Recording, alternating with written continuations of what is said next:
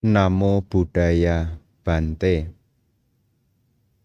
Bante, dalam cerita Wesantara Jataka itu kan Wesantara memberikan istrinya ya, Bante. Itu kan nggak sakit hati ya, Bante, istrinya. Kok bisa ya, Bante? Terima kasih.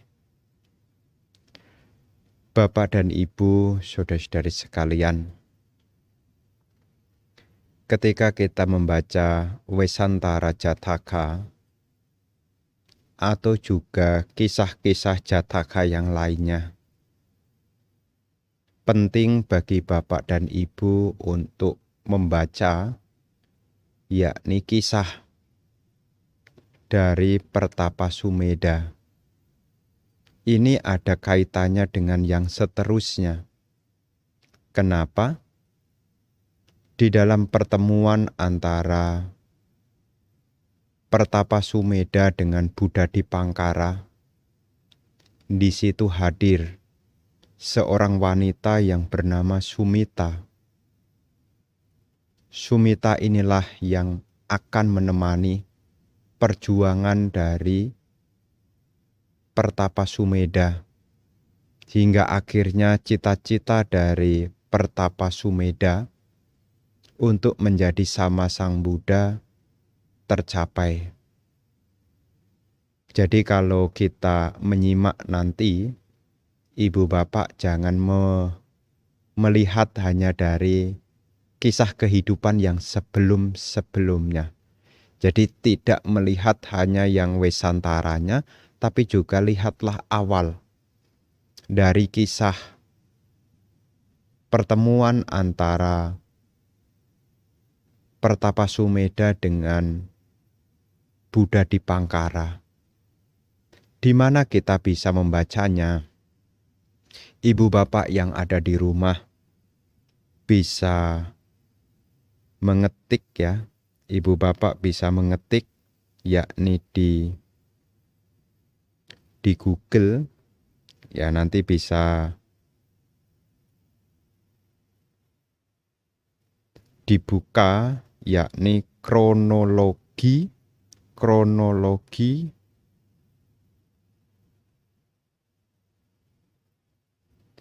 ya. Jadi ada salah satu yakni kronologi hidup Buddha. Nah, sebentar ya, saya bacakan. Menarik juga nih kisah ini, menarik sekali.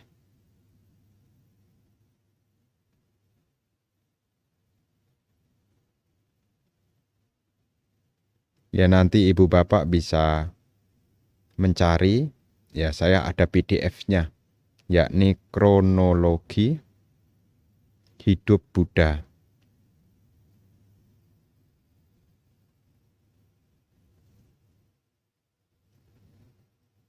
Nah, ini ada di halaman, di buku kronologi hidup Buddha, ada di halaman 7. Cita-cita Sumedha untuk menjadi Buddha. Nah, ini di halaman 7.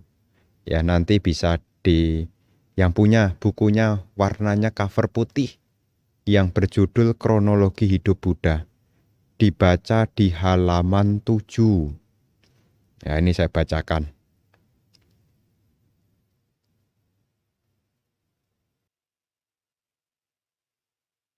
Ya, saya langsung ke bagian pertemuan. Nah, langsung di sini.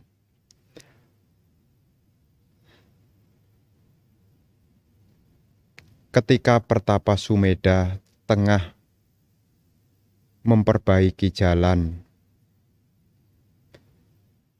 Buddha Dipangkara beserta 400.000 arahanta tiba melalui jalan tersebut. Para dewa dan segenap warga Ramawati menyambut mereka dengan tabuhan genderang. Pada waktu itu manusia dapat terlihat oleh para dewa dan para dewa dapat terlihat oleh manusia. Mereka semua mengungkapkan sukacita, melantunkan nyanyi-nyanyian untuk menghormati yang terberkahi. Nah, nanti dibaca terus.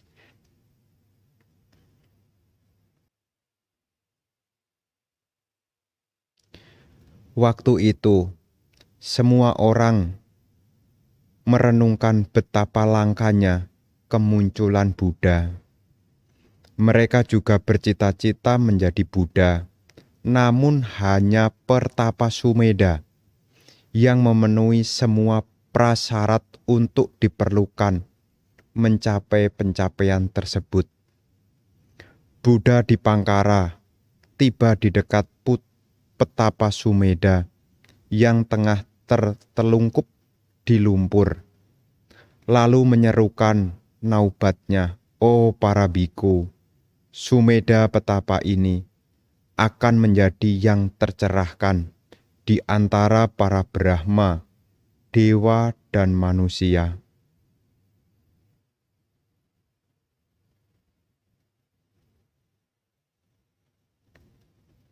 Dengan nama Gotama, setelah memenuhi kesempurnaan selama 4 kurun waktu tak terhingga dan 100.000 kurun waktu yang sangat lama sejak saat ini. Melihat pemandangan yang terjadi antara Pertapa Sumedha dan Sumita, yang terpekai mengutarakan ramalannya di hadapan kalayak rame. "Oh Sumedha, gadis ini Sumita akan menjadi pendampingmu.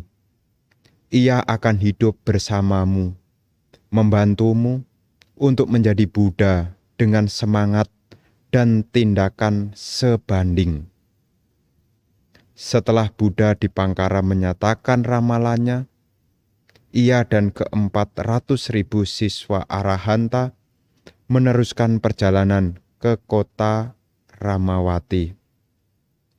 Jadi ibu bapak saudara-saudari sekalian, nah disinilah ada yakni peran dari Sumita sendiri.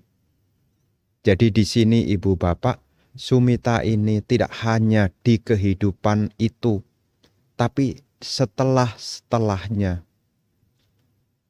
Kesetiaan Sumita kepada Bodhisatta begitu dekat. Karena mereka memang sudah bertekad. Pertapa Sumedha bertekad untuk menjadi Buddha. Sumita bertekad untuk mendukung, membantu, hingga akhirnya Pertapa Sumedha kelak menjadi Buddha. Dan kita tahu, untuk menjadi sama Sambuddha ini perjuangannya tidak gampang. Di dalam menyempurnakan 10 parami, ini tidaklah gampang. Dana parami, sila parami, nekkhamma parami, panya parami, kanti parami, wiriya parami, sacha parami, kanti parami, aditana parami, meta parami, upeka parami, dan salah satu dari 10 parami itu, salah satu yang pertama adalah dana. Dana ini bukan sekedar dana materi, termasuk juga dana kehidupan. Mau mengorbankan kehidupannya demi menyempurnakan parami. Termasuk juga nekkhamma parami. Nekkhamma parami tidak hanya melepaskan kesenangan indriawi, tetapi juga mampu melepaskan apa yang dimiliki. Termasuk juga seperti yang terjadi di dalam kisah Wesantara Jataka. Nekkhamma parami, pelepasan. Apakah Sumita tidak menjadi sedih tentu sudah seperti apa yang diniatkan. Tidak hanya di dalam kisah Wesantara, tetapi juga di dalam kisah yakni kehidupan terakhir ketika Bodhisatta terlahir sebagai Siddhartha dan Sumita terlahir sebagai Yasodhara. Ketika Bodhisatta atau Pangeran Siddhartha melihat usia tua, sakit, kematian, dan petapa, Pangeran Siddhartha meninggalkan istana dan otomatis di situ juga meninggalkan Yasodhara. Ini tidak hanya di kehidupan terakhir, tapi sudah terjadi di kehidupan sebelumnya. Kenapa seperti itu, Bante? Karena itu adalah prasyarat untuk menjadi Sama Sambuddha. Ada 10 parami yang harus dipenuhi. Maka kadang-kadang ada orang yang bertekad, Bante, saya bertekad ingin menjadi bodhisatta. Apakah boleh? Tentu. Tapi mesti diingat Ibu Bapak, Buddha ini ada 3.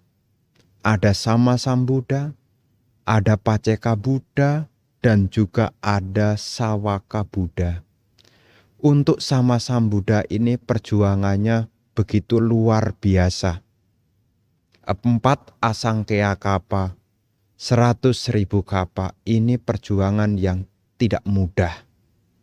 Di dalam menyempurnakan parami, tentu butuh banyak pengorbanan. Ibu Bapak kalau membayangkan, kadang-kadang Ibu Bapak menghadapi kesulitan, Ibu Bapak saja tidak tahan. Menyempurnakan kesabaran ini tidak gampang. Kadang-kadang terambil apa yang dimiliki sudah menderita. Apalagi terambil kehidupannya. Tidak gampang, tidak gampang. Jadi kalau seandainya di antara Ibu Bapak yang bertekad untuk menjadi bodhisatta, tentu itu pilihan masing-masing. Tetapi itu bukan perjuangan yang mudah. Jadi bukan perjuangan yang mudah. Ini menyambung pertanyaan dari tadi sehubungan dengan istri dari Pangeran Wesantara. Sumita sudah mengetahui perjuangan apa yang dilakukan bodhisatta. Sumita akan senantiasa mendukung. Bahkan di dalam kehidupan terakhir sekalipun, di masa terlahir sebagai Siddhartha, Sumita terlahir sebagai Yasodhara. Dan di situ juga Sumita juga menyempurnakan paramita juga. Akhirnya Sumita atau Yasodhara ini akhirnya juga mencapai arahat juga. Jadi ada keberkahan yang didapat ketika mendukung perjuangan bodhisatta. Karena memang terus terang tidak mudah. Banyak perjuangan di dalam menyempurnakan 10 parami. Kadang-kadang ada orang yang berbicara begini, ini bodhisatta kok tega ya Bante meninggalkan anak istrinya. Ibu Bapak mesti ketahui, bodhisatta meninggalkan anak istrinya bukan demi kesenangan, tetapi demi penyempurnaan parami. Beda dengan kasus-kasus di masyarakat. Kasus-kasus di masyarakat itu, suami ninggalin anak istri karena mengejar kesenangan yang lain. Beda sekali. Ya, beda sekali. Terkhusus untuk bodhisatta ini, memang syarat yang harus dipenuhi. Pelepasan. Kalau masih melekat dengan apa yang dimiliki, maka kesempurnaan tidak akan didapatkan. Dan terkhusus manusia besar bodhisatta ini punya keagungan yang luar biasa. Beliau berjuang, beliau berlatih, bukan untuk kesenangan. Makanya kadang-kadang kalau saya mendengar ada orang yang berbicara, Bodhisatta kok tega meninggalkan anak istrinya. Kalau membicarakannya cuma sepintas. Bodhisatta meninggalkan istri, anak, keluarga, bukan mengejar kesenangan. Tetapi ini adalah upaya untuk menyempurnakan parami. Ya, seperti menjadi biku ini juga upaya menyempurnakan parami. Meninggalkan orang tua, ini juga menyempurnakan parami. Jadi kalau kita melihat dengan lengkap, maka kita akan tahu bagaimana kronologi dari kehidupan sama Sang Buddha. Ya, jadi nanti kalau kita melihat, menyimak, memang sudah diniatkan kok. Sumita juga sudah niat untuk menemani, yakni Pertapa Sumedha, di dalam menyempurnakan parami. Ada kisah kesetiaan mereka di dalam kisah, yakni Kinara, Kinari Jataka. Kesetiaan Sumita kepada Bodhisatta. Ketika terlahir menjadi burung surgawi, Kinara-Kinari.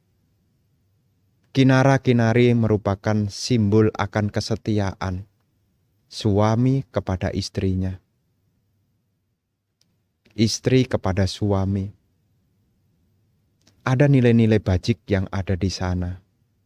Makanya ketika ibu bapak membaca di dalam kronologi hidup Buddha nanti mengetahui, kok mau ya Bante ya? Istrinya Bodhisatta berjuang seperti itu ya Bante ya? Karena memang sudah diniati dari awal. Bahkan ketika Sumedha menelungkupkan badannya di depan Buddha Dipangkara, Sumita membawa 8 kuntum bunga terate. 8 kuntum bunga terate. 5 dikasihkan kepada Pertapa Sumedha. 3 dipegang sendiri. Kenapa? Karena saat itu Pertapa Sumedha tidak membawa apa-apa untuk memberikan puja, penghormatan kepada Buddha Dipangkara. Dikasihlah. Karena memang dari situ kesan pertama, jatuh cintanya Sumita dengan Sumedha. Nanti dibaca, ya baik di riwayat agung para Buddha juga dikisahkan, termasuk juga di dalam kronologi hidup Buddha. Termasuk juga di dalam riwayat hidup Buddha Gautama. Ya, jadi ketika berbicara cerita tentang riwayat hidup Buddha Gautama, nanti ibu bapak akan mengetahui masa lampau. Ya, yang dimulai dari kisah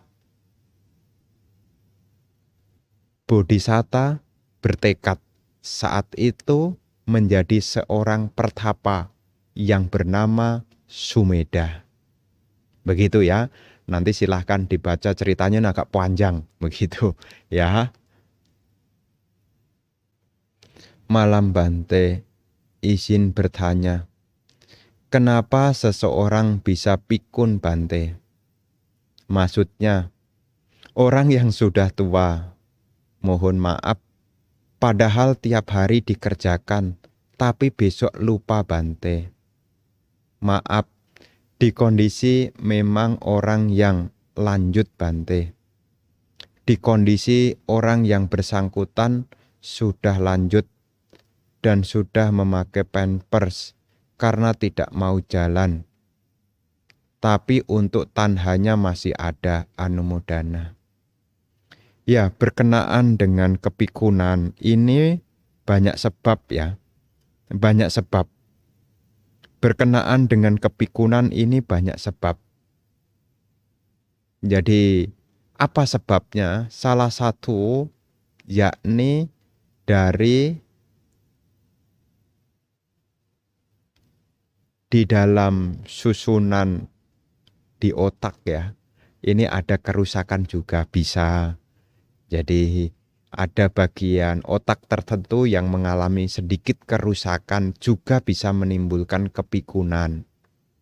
Kemudian yang kedua, karena banyak pikiran juga bisa. Jadi kalau ibu bapak, ya jangankan yang tua ya, yang setengah paruh baya sekalipun, kalau banyak pikiran juga bisa lupa. Naruh kacamata di mana, nyarinya kemana. Naruh bolpen di mana, carinya kemana. Taruh handphone di mana, carinya kemana. Kita pernah saksikan, karena banyak yang dipikirkan. Bolpen dikantongin, dia cari, di mana bolpennya?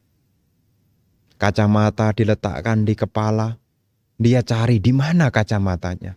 Saking begitu banyaknya yang dipikirkan. Lantas bagaimana supaya tidak mengalami kepikunan? Salah satunya yang bisa dilakukan sejak dini, bukan sejak tua ya, sejak dini latihlah meditasi. Karena meditasi itu meningkatkan keawasan. Jadi kalau ibu bapak yang mungkin belum tua, karena kalau sudah tua kan lain ceritanya ya, yang mungkin masih muda, paruh baya, berlatihlah meditasi. Karena meditasi itu berlatih untuk memangkas pikiran-pikiran yang tidak penting. Hal-hal yang tidak penting tidak perlu diperhatikan. Kalau ini dilatih, keawasan ada. Makanya salah satu manfaat dari meditasi itu adalah punya daya ingat yang kuat. Jadi punya daya ingat yang kuat. Kalau ibu bapak menjadi perumah tangga, gunakan waktunya untuk berlatih meditasi juga. Jangan hanya berpikir untuk besok. Sudah sampai besok mikirin besok lagi. Sudah sampai besok mikirin besok lagi. Sudah sampai besok mikirin besok lagi. Akhirnya apa? Tidak punya keawasan. Jadi terkhusus apa yang menyebabkan? Ya banyak faktor. Faktor yang pertama tadi, yakni mungkin karena kerusakan di salah satu bagian otak. Kemudian yang kedua, karena banyak pikiran. Banyak yang dipikirkan yang tidak karu-karuan. Makanya kadang-kadang ya seseorang yang sudah mengalami usia tua, kalau dari awal tidak latihan meditasi, pikirannya ini tidak bisa diam. Pikirannya mengembara ke sana kemari. Seperti yang dikatakan tadi, tapi tanhanya masih ada loh Bante. Ya memang, ya memang. Bukan berarti kalau jasmani melemah kemudian pikirannya ikut melemah. Ya belum tentu. Nafsu kesenangan masih ada. Pikiran mengembara ke sana kemari masih ada. Termasuk juga nanti juga ngomong sesuatu yang tidak ada diada-adakan juga. Jadi kalau kita melihat kasus seperti ini, ya kita-kita yang sekarang ya, latihan tenang. Setiap orang punya persoalan. Setiap orang juga punya kesulitan. Tapi sangat bagus sekali kalau punya latihan ketenangan, keawasan. Napas masuk, napas keluar, diperhatikan. Latihan. Supaya kebiasaan ini ketika terbawa hingga tua, menjadi orang yang penuh dengan keawasan. Itu salah satu manfaat dari kita meditasi. Ya, secara aspek saat ini. Begitu ya. Izin tanya Bante. Situasi membuat saya harus mempraktekkan kesabaran. Pemahaman cara kerja hukum karma kelihatannya tepat untukku. Contoh, di situasi buruk, berhadapan dengan orang yang menyebalkan, saya bisa tersenyum dalam hati. Merasa di masa lalu, saya pernah begitu buruknya seperti itu. Jadi pencerminan dan harus mengkoreksi diri. Ketika ada respon terhadap objek, ada jeda dan tidak nyeletuk, kemudian memilih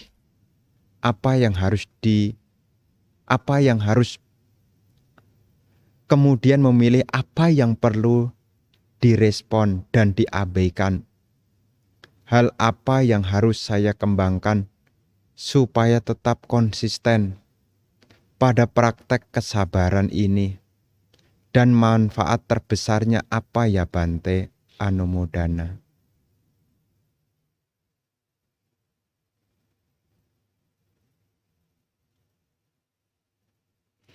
Nah, Bapak dan Ibu, saudara-saudari sekalian, berkenaan dengan hal ini, ya tentu apa yang telah dimiliki ini sebuah perkembangan. Saya katakan Anda sudah berkembang. Ketika menghadapi orang yang menyebalkan, Anda bisa menahan diri. Anda sudah berkembang. Dan ini adalah hal yang bagus. Keburukan tidak punya nilai manfaat, tidak sepatutnya direspon dengan cara yang sama.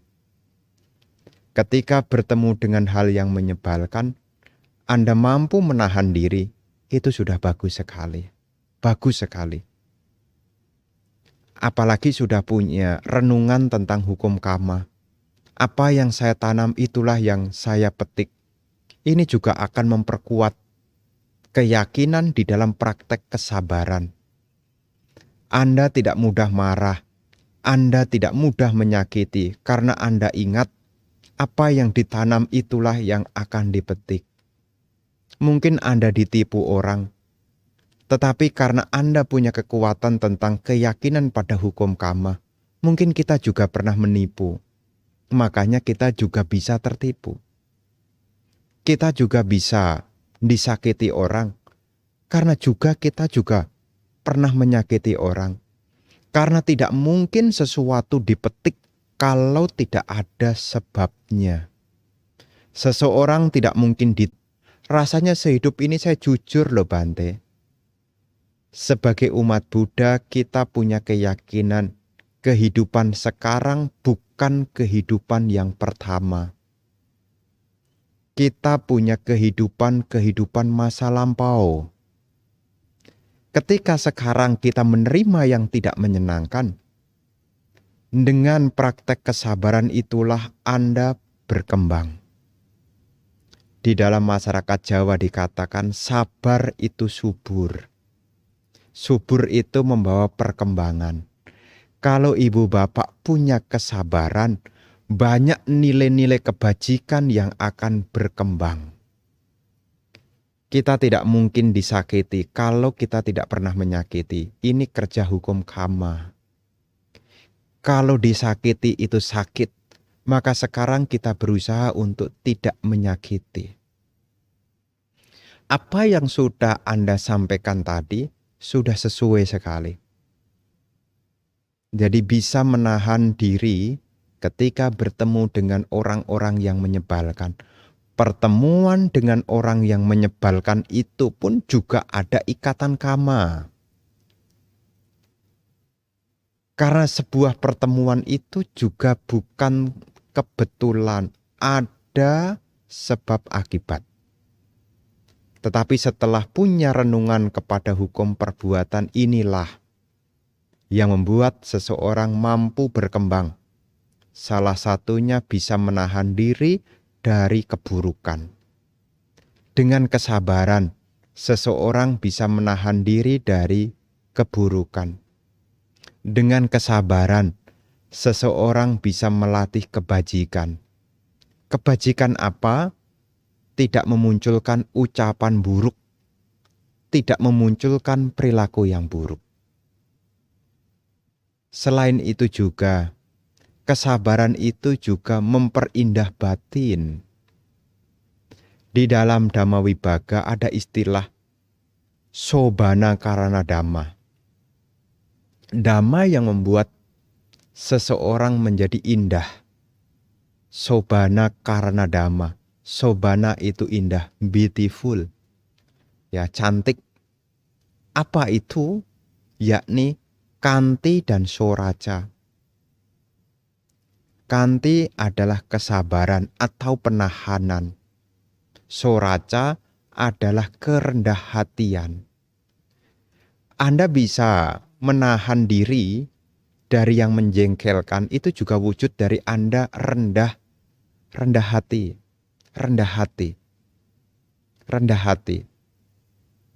Dan di situ banyak manfaat yang Anda dapatkan. Kalau kita punya kebiasaan sabar, maka perkembangan. Bahkan di dalam syair Dhammapada dikatakan, seseorang yang mampu berkata jujur, menahan diri dari kemarahan, memberi meskipun sedikit, seseorang akan terlahir di alam surga. Surganya ya sekarang. Kalau Anda sabar, hidup Anda jadi tenang. Tuanya pun juga menjadi tua yang menyenangkan. Anda bisa saksikan kalau ada orang-orang yang sabar, begitu indahnya kehidupan yang ia miliki. Yang menatap pun juga terkagum, apalagi yang melakukannya. Kesabaran bukan sesuatu yang diminta. Kesabaran ini adalah hasil dari pelatihan. Kalau ada orang yang mengatakan sabar itu ada batasnya, berarti latihannya kurang lama. Jadi kalau mengatakan, ya Bante, kan sabar itu ada batasnya. Kalau ada orang mengatakan begitu, berarti latihan kesabarannya kurang lama. Kalau seseorang yang sudah biasa menderita, maka penderitaan itu sudah hal yang biasa-biasa saja.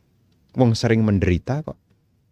Tapi bagi seseorang yang tidak pernah menderita sakit, ya, menderita sedikit, sakitnya luar biasa. Kalau tidak pernah menderita. Kesabaran juga dipuji oleh Sang Buddha. Kanti paramang tapotitika. Kesabaran adalah cara melatih batin yang terbaik. Jadi apa yang telah Anda lakukan mampu menahan diri dari orang yang menjengkelkan. Anda telah menghindarkan diri dari keburukan. Anda tidak jadi berkata kasar. Anda juga tidak jadi berperilaku kasar. Apalagi sudah tahu tentang hukum perbuatan, pikiran buruk menjadi terabaikan. Ya sudahlah. Ya sudah bisa mengatakan, ya sudahlah dimaafkan saja. Karena setiap pertemuan ini ada ikatan karma. Hidup tidak hanya berbicara tentang kesenangan, tetapi hidup juga berbicara tentang persoalan, kesulitan, dan di balik segala persoalan, kesulitan, itu mengingatkan kepada kita banyak hal yang perlu kita latih, banyak hal yang perlu kita pelajari. Setiap hal-hal yang tidak menyenangkan, mengasah, membuat kita menjadi berkembang. Begitu ya. Wandami Bante, saya ingin bertanya, mengapa dalam catatan kaki Dhammacakkappawatthana Sutta dalam buku biru Pancawagya Bhikkhu disebutkan dengan awalan ayak, bukan itu panggilan untuk seorang bhikkhuni. Nah, berkenaan dengan bahasa Pali ya. Bahasa Pali, tulisan mungkin secara kata mungkin seolah-olah sama ya. Ya di dalam tanda baca ya, kalau A-nya ini ayak, ini jamak ya, tunggal ya. Kalau sret panjang ya, kalau sret, makanya di dalam bahasa Pali itu ada feminim dan maskulin. Ya, feminim dan maskulin. Ya, jadi untuk hal ini adalah maskulin. Ya, bukan feminim. Ya, jadi kalau nanti melihat ya, kalau A-nya panjang, ini artinya wanita, lady ya. Jadi kalau A-nya pendek ya, kalau A-nya pendek gitu ya, ini artinya ya bisa sebagai teman, bisa sebagai master, bisa sebagai ya guru. Jadi laki-laki. Kalau ayah, A-nya panjang terakhir, ini adalah feminim. Tapi kalau ayah tidak ada A terakhir yang panjang, itu artinya ya teman, atau yang mulia. Ya, di dalam bahasa Inggris diterjemahkan sebagai noble, yang mulia. Ya, jadi nanti tidak usah bingung. Nah, ini memang ada di dalam, kalau nanti belajar bahasa Pali ya, itu ada feminim dan maskulin. Makanya memberi nama Buddhis itu juga mesti hati-hati.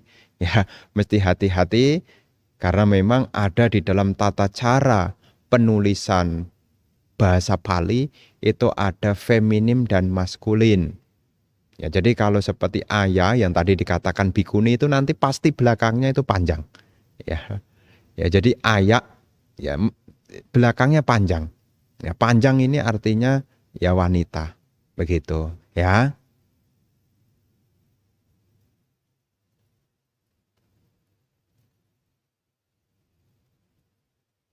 Wandami Bante, izin bertanya. Saat melihat seseorang sedang melakukan pelanggaran sila, lalu saya diam saja karena malas adu argumen, apakah itu perbuatanku salah untuk menjaga kedamaian atau aku salah ketidakpedulian? Lalu sebaiknya apa yang dilakukan saya saat mengalaminya? Nah, untuk pertanyaan ini tentu mesti dilihat ya, pelanggaran sila yang mana. Lihat situasi dan kondisi juga. Kalau memang ada kesempatan untuk membantu, berarti karma baik. Bukan, ya jadi bukan karma buruk. Ketika tidak bisa membantu, tidak disebut karma buruk. Ya, jadi kalau ada orang melakukan keburukan, Anda diam. Karena Anda tidak bisa membantu apa-apa kok. Ya, hal yang dilakukan hanya diam. Dan itu bukan sebuah keburukan. Karena tidak ada cetana. Kusala dan aku salah, ini terjadi kalau ada cetana. Kalau dalam hati begini, misalnya ya, misalnya ada orang melakukan pelanggaran sila. Misalnya, ya lihat gitu ya. Tapi dalam pikiran kita, ya biar dia menderita. Itu menjadi aku salah tuh. Menjadi aku salah tuh. Misalnya ada orang, misalnya pelanggaran sila yang mungkin ada orang yakni minum minuman keras lah misalnya. Kemudian Anda saat melihat itu, kalau Anda diem, tidak keburukan. Menjadi keburukan kalau berpikir biar nanti dia menderita. Biar dia menderita sendiri oleh perilakunya sendiri. Berbicara dengan kebencian jadi karma buruk. Jadi disebut karma buruk, kusala atau aku salah, ini bergantung dari cetana. Disebut kusala atau hal yang terampil, hal yang baik, kalau tindakan yang ada di dalam pikiran orang itu adalah aloba, adosa, amoha. Disebut kusala. Kalau di dalam pikiran seseorang itu adalah loba, dosa, moha, ya, loba itu keserakahan, dosa itu kebencian, moha itu kedelapan batin. Kalau di dalam pikiran orang itu ada loba, dosa, moha, jadi aku salah, perbuatan buruk. Jadi kalau misalnya seperti tadi melihat orang melanggar sila, kemudian Anda diem karena tidak bisa ngapa-ngapain, tidak disebut sebagai kusala maupun aku salah. Karena tidak ada cetana apa-apa. Tapi ketika ada cetana, misalnya biar dia menderita, nanti biar kapok dia. Nah, pikiran ketidaksukaan itu sudah menjadi aku salah. Tapi kalau seandainya lihat dia mabuk atau minum minuman keras gitu ya, kemudian Anda kasih tahu. Jangan, kamu punya anak, punya istri. Kalau memungkinkan misalnya begitu kan cetananya baik ya. Memberi sesuatu dengan cetana baik menjadi kusala. Tapi kan dia tidak berubah, Bante. Ya memang dia tidak berubah. Tapi secara batiniah yang kita miliki itu sudah disebut sebagai kusala. Kenapa? Sudah ada kehendak baik. Tutur katanya pun juga baik. Ya, memberi nasihat itu juga kusala, perbuatan baik. Meskipun yang bersangkutan tidak ada perubahan itu lain ceritanya. Tapi terkhusus untuk diri sendiri, selama kita punya niat baik, tutur kata yang kita sampaikan juga baik, jadilah karma baik. Jadi perlu dimengerti oleh para umat Buddha, perbuatan disebut sebagai kusala atau perbuatan baik jika di dalam cetana itu aloba, adosa, amoha. Tanpa keserakahan, tanpa kebencian, tanpa kebodohan batin. Ini jadinya kusala. Tapi kalau loba, dosa, moha, ada pikiran serakah, benci, dan kebodohan batin, ini menjadi akusala atau karma buruk. Ya sama, ada yang bertanya, Bante, ada seekor ular gigit katak. Karena kesibukan saya tidak bisa bantu katak itu, Bante. Apakah saya menerima karma buruk, Bante? Ya tentu tidak. Kecuali menjadi karma buruk kecuali pikirannya, biar kapok ini. Biar menderita kataknya. Nah, pikirannya senang melihat penderitaan makhluk lain. Sudah karma buruk. Nah nanti kalau saya selamatkan kataknya kemudian ularnya kan kehilangan makanannya, Bante. Saat itu Anda sudah membuat karma baik. Apa karma baiknya? Menyelamatkan kehidupan. Ya, jadi kalau seandainya tidak ada momen membantu kemudian saya lalu lalang bagaimana, Bante? Ya tidak disebut karma buruk. Sama juga seperti di jalan tol. Misalnya ada anjing lewat di jalan tol, kemudian dia di tengah. Kalau Anda berhenti akan membahayakan yang di belakang, kemudian Anda berlalu. Tidak disebut sebagai karma buruk. Sekali lagi, kusala maupun akusala bergantung pada cetananya. Ya, jadi kalau untuk kasus yang ditanyakan ini ya yang tahu adalah diri sendiri. Saat menghadapi situasi itu, pikiran apa yang muncul? Itu yang tahu. Ya, begitu ya. Namo Buddhaya, Bante. Mau bertanya. Ketika menjalankan 8 sila, apa boleh memutar lagu-lagu Buddhis? Dan apakah boleh menjalankan 8 sila 1 minggu penuh tanpa memakai tanggal yang dianjurkan, yaitu 1, 8, 15, 23 tanggalan lunar? Mohon penjelasannya. Nah, berkenaan dengan saat menjalankan 8 sila, tentu di sini ya sebisa mungkin jangan memutar lagu apapun. Ya, jadi sebisa mungkin tidak memutar lagu apapun. Terus waktunya dipakai untuk apa, Bante? Waktunya bisa dipakai untuk apakah mendengarkan dhamma, apakah membaca buku dhamma, atau latihan meditasi. Makanya di negara-negara Buddhis, hari Uposatha itu masuk menjadi hari libur. Tujuannya untuk apa? Memberi kesempatan kepada para umat Buddha untuk menjalankan sila tanpa banyak gangguan. Itu niatnya tentu seperti itu. Karena kalau hari libur orang tidak bekerja. Ketika tidak bekerja, maka dia bisa memaksimalkan untuk pelatihan diri.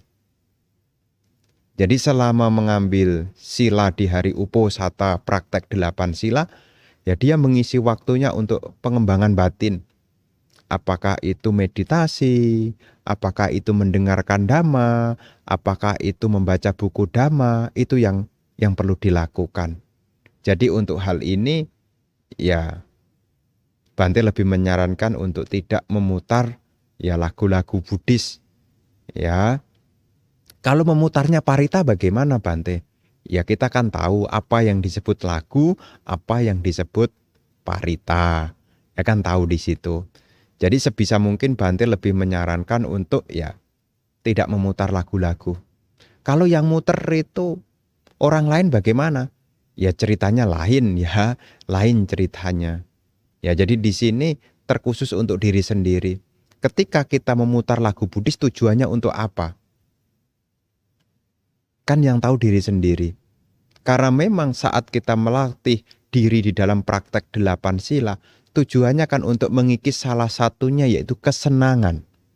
Seperti makan lewat tengah hari, tidak makan lewat tengah hari, ini juga mengurangi kesenangan.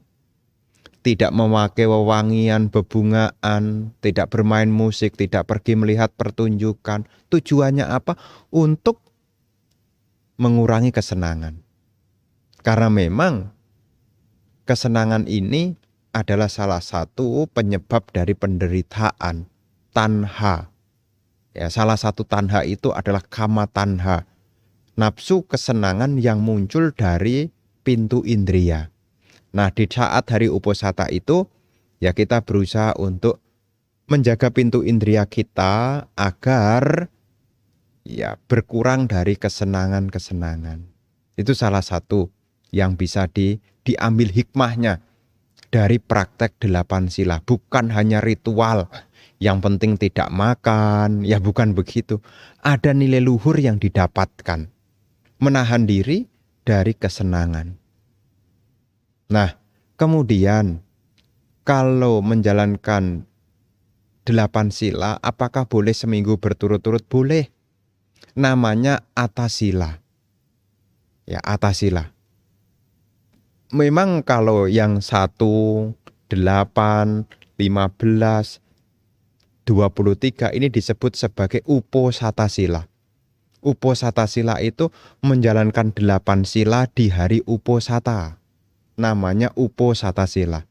Tanggal 1, tanggal 8, tanggal 15, tanggal 23. Ini disebut sebagai Uposatha sila. Prakteknya apa? Sama, menjalankan 8 sila juga. Tapi kalau seandainya di luar dari Uposatha sila boleh enggak, Bante? Boleh. Boleh. Disebut apa, Bante? Disebut atasila. Ya, disebut atasila. Ya, bisa dimengerti ya. Jadi kalau pas di tanggal 1, tanggal 8, tanggal 15, tanggal 23 ini sebutannya adalah Uposatha sila. Ya, Uposatha sila. Menjalankan 8 sila di hari Uposatha. Begitu. Ya. Selamat malam, Bante. Mau tanya, apa yang bisa kita renungkan dari duka yang kita alami sehari-hari? Terima kasih. Ketika kita mengalami duka atau penderitaan, apa yang perlu direnungkan adalah munculnya, yakni sangwega, perasaan tergugah. Jadi kalau kita mengalami penderitaan, semestinya kita harus menggugah diri kita. Menggugah itu apa? Membangunkan supaya kita berjuang. Ketika melihat tua, melihat sakit, melihat kematian, ini sebetulnya adalah sangwega, pikiran yang tergugah. Kalau kita pikirannya tergugah sebelum ada usia tua, sebelum ada sakit, sebelum ada kematian, sebelum berpisah dengan yang dicintai, sebelum berkumpul dengan yang dibenci, berjuanglah. Jadi kalau kita merenungkan tentang penderitaan, itu mendorong kita untuk berjuang. Tidak larut di dalam kesenangan, tetapi juga menjaga apa yang semestinya dilatih. Jadi di saat merenungkan tentang penderitaan itu menggugah. Menggugah untuk melenyapkan nafsu kesenangan. Karena memang sebab dari nafsu kesenangan ini kan sebab dari penderitaan. Dari nafsu kesenangan inilah yang memicu munculnya banyak penderitaan. Tanhaya dari nafsu kesenangan, tanhaya jayato soko, tanhaya jayato bayang. Dari kesenangan menimbulkan kesedihan. Dari nafsu kesenangan timbullah ketakutan. Jadi seperti kita ketahui bersama, kalau kita merenungkan tentang penderitaan, mengingatkan kepada kita agar kita tidak lengah. Tidak lengah. Jadi Guru Agung Sang Buddha senantiasa menasihatkan kepada para siswa untuk merenungkan tentang penderitaan. Tujuan kita merenungkan penderitaan agar kita terbebas dari penderitaan. Seperti halnya seseorang yang pergi datang ke dokter. Orang yang datang ke dokter karena dia tahu ada penyakit. Karena tahu ada sakit, maka dia pergi ke dokter. Untuk apa Bante dia pergi ke dokter? Ya untuk berobat. Kita-kita yang sekarang tahu ada penderitaan, berkumpul dengan yang dibenci, berpisah dengan yang dicintai, tidak mencapai apa yang diharapkan, disitulah kita sedang tersakiti. Seperti orang sakit. Kalau kita sakit, ya jangan salahkan penyakitnya. Kalau kita sakit, ya berobatlah. Kalau kita sakit pikiran, ya itulah penderitaan. Ya berobatlah.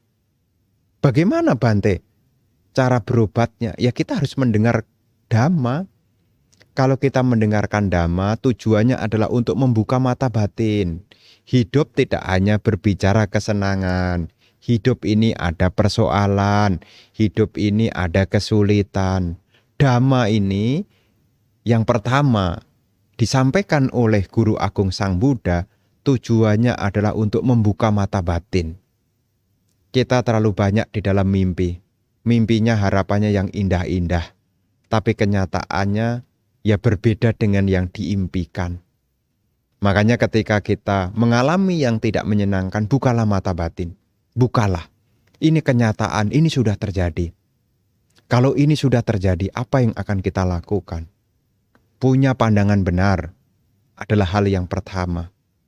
Di dalam kehidupan ada penderitaan. Penderitaan itu muncul ada sebabnya. Penderitaan akan berakhir juga ada jalannya.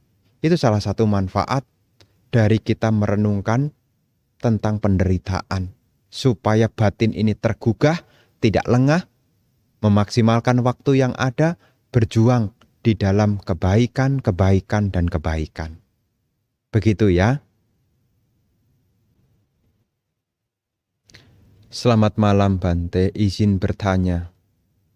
Apakah seseorang yang sudah mencapai Sotapanna atau Anagami dan lain sebagainya, jika meninggal dan dikremasi akan ada reliknya?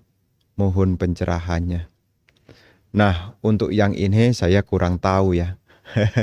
Jadi untuk yang ini saya kurang tahu. Nah, sebagai umat Buddha, yang perlu dipahami adalah apa sih gunanya relik itu? Apa sih gunanya relik itu? Dan apa sih relik itu? Sisa tubuh jasmani itu disebut sebagai relik sebetulnya. Jadi relik itu bukan hanya sisa jasmaninya para suciwan. Orang biasa sekalipun dikremasi juga akan ada sisa jasmaninya, itu pun juga disebut relik juga. Tapi yang jadi pertanyaan adalah sisa tubuh jasmani ini, kalau itu yang diyakini oleh masyarakat sebagai orang suciwan, tujuannya untuk apa? Tujuannya adalah untuk meningkatkan keyakinan. Jadi relik itu bukan jimat. Ya bukan jimat. Relik itu sisa tubuh jasmani.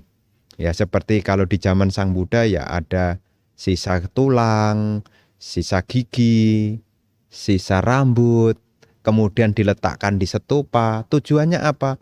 Menjadi objek puja. Nah, kalau seseorang melakukan puja tujuannya apa? Supaya ingat ajaran sebetulnya. Ya. Makanya ada 3 jenis cetia. Ada yang disebut sebagai saririka cetia, kemudian pariboga cetia, dan ada udesika cetia. Ada 3 objek pemujaan. Yang pertama adalah tempat di mana menaruh sisa jasmani, dalam hal ini guru Buddha. Nah, dijadikan objek puja tujuannya untuk apa? Memperkokoh keyakinan.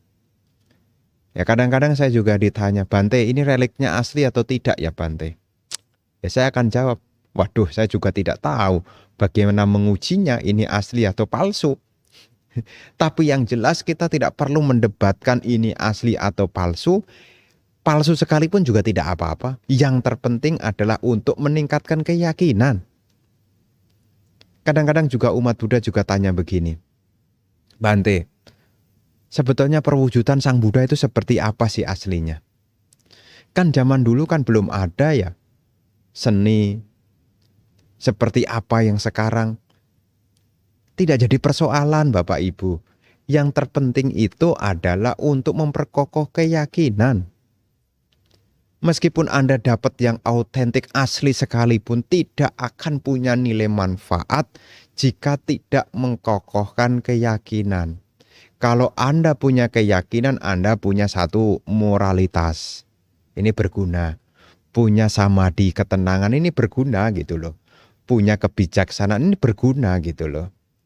Jadi berkenaan dengan pertanyaan tadi, ya menyambung ya, supaya ibu bapak tidak timbul penasaran, ya apakah ini punya sisa jasmani, nanti kalau seorang Sotapana, Anagami dikremasi apakah ada sisa jasmaninya? Yang jelas saya tidak tahu, karena memang di Sutta tidak ada penjelasannya. Yang terpenting adalah kalaupun kita bertemu dengan relik siapapun yang dipercayai sebagai orang suciwan, maka sepatutnya kita jadikan sebagai teladan untuk memperkokoh keyakinan. Ada relik Bante Sariputta. Tujuannya untuk apa? Kita tahu, Bante Sariputta ini adalah siswa Sang Buddha. Mereka juga mampu mencapai arahat dengan mengikuti ajaran Sang Buddha. Mungkin ada relik Bante Moggallana, mungkin ada relik juga Bante Siwali, mungkin ada relik juga Bante Mahakassapa.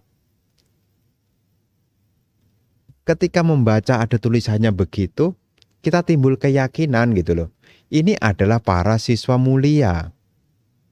Para siswa mulia menjadi arahat karena mengikuti ajaran Sang Buddha. Demikian pula kita-kita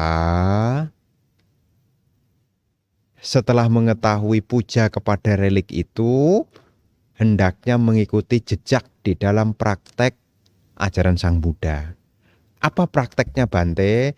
Punya perilaku yang bagus. Ini praktek dhamma. Punya tutur kata yang bagus. Ini praktek dhamma. Kalau berumah tangga ya memberi, berdana, merawat sila, meditasi, mendengarkan dhamma. Ini yang sebetulnya perlu diactionkan, dilakukan. Ya, Makanya di dalam puja itu ada dua. Satu amisa puja, puja materi. Meletakkan barang persembahan baik itu di altar, ini amisa puja. Tapi dari kedua puja ini, yang kedua ini dikatakan yang terunggul. Apa itu? Pati-pati puja. Puja dengan praktek. Jadi puja dengan praktek. Prakteknya apa? Menjalankan sila, meditasi, mendengarkan dhamma. Ini adalah pati-pati puja. Untuk apa? Untuk mengikis pengotor batin. Ya, jadi ibu bapak nanti di masyarakat ya enggak perlu muncul keraguan-raguan. Ini reliknya asli atau palsu. Apakah ini benar arahat atau bukan. Itu tidak jadi persoalan ya. Tidak penting lah. Yang terpenting apa? Dengan kita melihat relik itu kita menyadari ini adalah siswa-siswa mulia. Dari siswa-siswa mulia ini ada karena mengikuti jejak ajaran Sang Buddha. Demikian pula saya juga bertekad untuk mengikuti jejak ajaran Sang Buddha. Begitu ya. Ini tambahan supaya ibu bapak nanti di masyarakat ya tidak jadi bahan perdebatan. Karena kadang-kadang di masyarakat itu suka mendebatkan hal-hal begini. Ya termasuk juga kadang-kadang ada yang tanya sama saya juga. Bante itu kira-kira asli enggak Bante itu? Sebuahnya itu reliknya itu. Asli enggak Bante itu? Itu enggak begitu penting. Yang terpenting adalah lihat relik, lihat para mulia, dan kita sadar para mulia itu ada karena mengikuti jejak dari ajaran Sang Buddha. Nah kita-kita yang melihat, memotivasi diri untuk mengikuti jejak Sang Buddha. Melaksanakan dhamma ajaran beliau. Begitu ya. Selamat malam Bante, Namo Buddhaya, izin bertanya. Apa ajaran Buddhis mengenal pertobatan anumodana? Nah, untuk istilah pertobatan itu kan namanya mengakui kesalahan. Ya, namanya pertobatan itu kan mengakui kesalahan dan bertekad untuk tidak mengulangi lagi. Nah, kalau kita tahu istilahnya pertobatan itu adalah mengakui kesalahan dan tidak mengulangi lagi, ini ada. Apa Bante? Itu namanya usaha benar. Ya, namanya usaha benar. Usaha benar itu artinya meninggalkan hal buruk yang sudah ada. Mencegah hal buruk supaya tidak masuk. Memunculkan hal yang baik dan mengembangkan hal baik yang sudah ada. Jadi kalau seandainya tahu dirinya ada kekurangan, tahu dirinya masih ada kesalahan, disadari dan segera ganti dengan kebaikan. Itulah pertobatan yang baik. Ya, jadi bukan hanya mengakui kesalahan saja. Wah tobat gitu, tapi besok diulangi lagi. Ya itu namanya belum disebut sebagai usaha benar. Jadi kalau kita mengakui diri kita pernah salah, ya kita berusaha untuk bertekad ke depan supaya lebih baik lagi. Ya. Jadi seperti halnya kalau ibu bapak nih, kalau mengambil air, ya mengambil air ke mangkok gitu ya, ternyata airnya asin. Bagaimana caranya membuat jadi tawar? Ya ditambahin air biasa. Air asin akan berkurang kadar asinnya ketika ditambahin air tawar. Setiap orang ada kesalahannya, setiap orang juga ada kelalaiannya, setiap orang juga ada kekurangannya. Dari kekurangan, dari kelalaian, dari kesalahan, disitulah mulailah untuk memasukkan hal-hal yang baik. Ya, Bante, apakah kalau disesali karma buruk akan berkurang? Tidak. Caranya bukan disesali, caranya diperbaiki. Wah Bante, saya tobat menyesal. Ya bukan menyesal, diperbaiki. Yang baik yang belum ada dimasukkan. Hal baik yang sudah ada dikembangkan, itu yang penting. Ya, jadi jangan sampai ibu bapak karena melakukan kesalahan kemudian menyesal, tetapi tidak ada perubahan.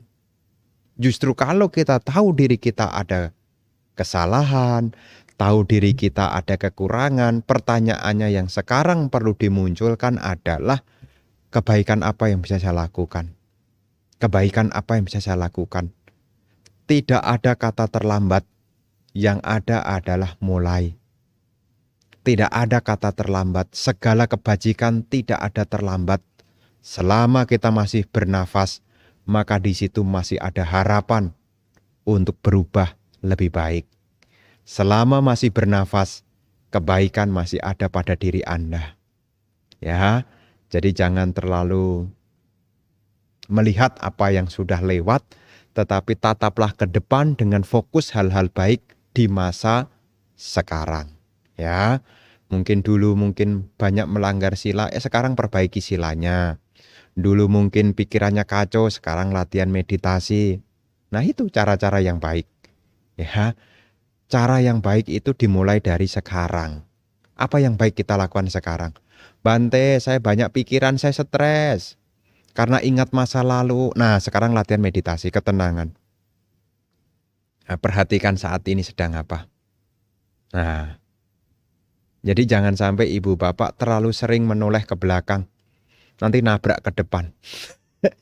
ya, terlalu toleh ke belakang nanti nabrak ke depan. Anda masih punya harapan di depan. Fokuslah dengan yang sekarang.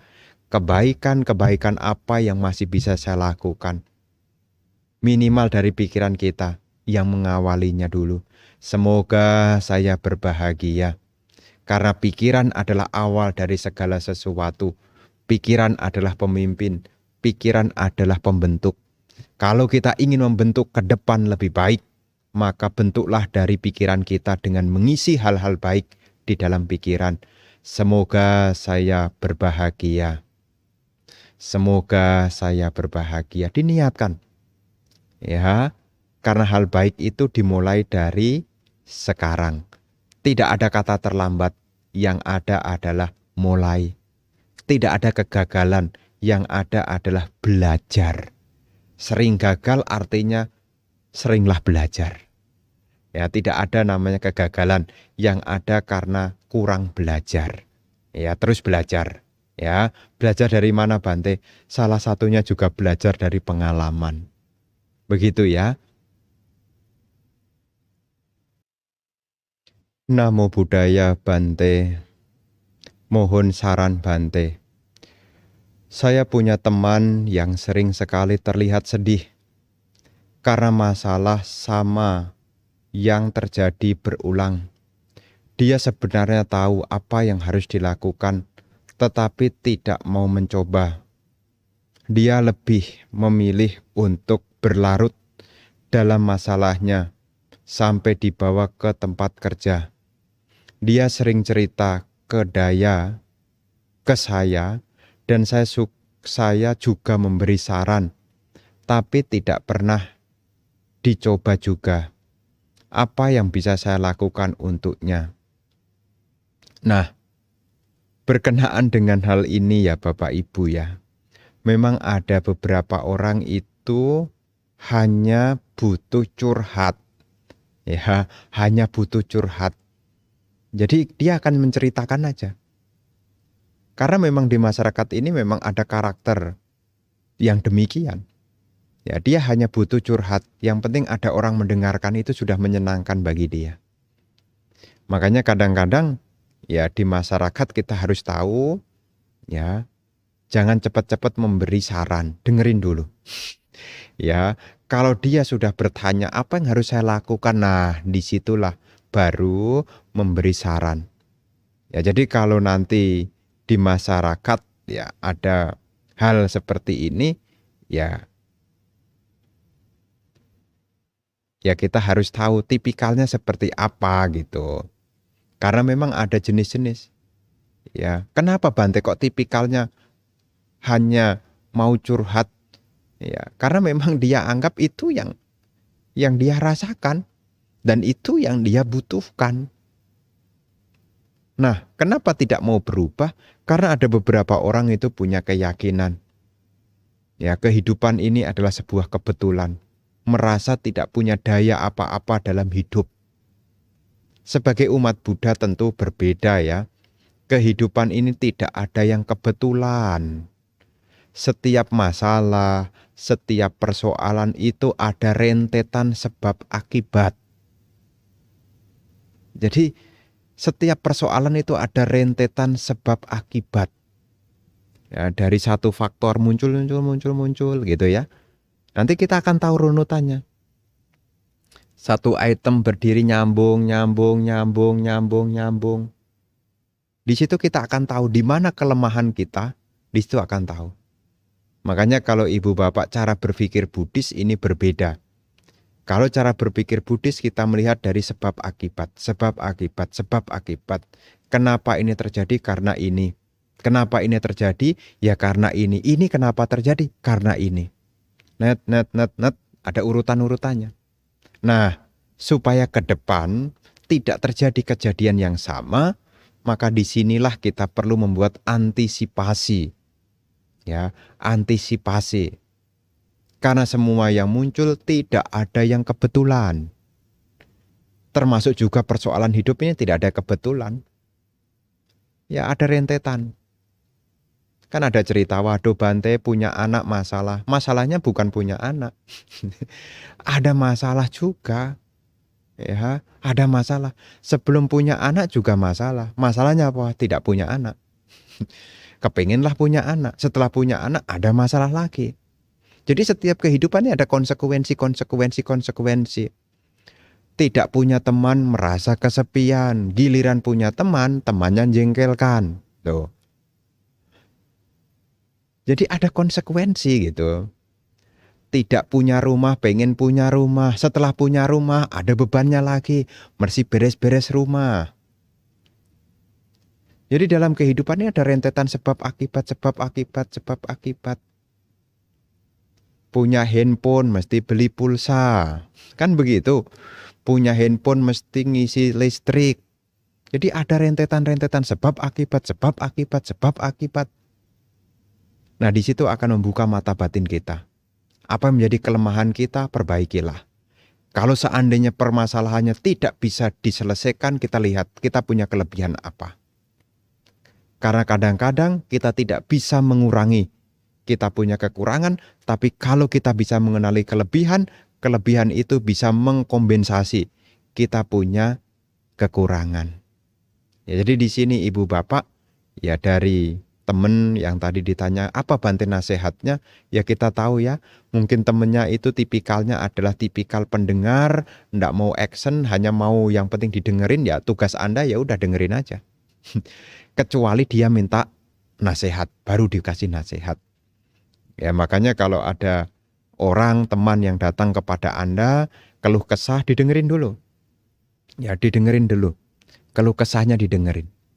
Ya karena orang yang datang itu tidak semuanya butuh solusi. Ya kadang-kadang kita terlalu semangat gitu ya. Ya kadang-kadang kita terlalu semangat terpikirkan tentang solusinya. Tapi orang itu tidak butuh solusi. Dia hanya butuh teman untuk mau mendengarkan. Nah kita bisa begitu. Perhatikan dia butuh apa. Selama dia belum meminta nasihat, jangan dikasih nasihat. Dengarkan aja. Ya dengarkan aja. Ya.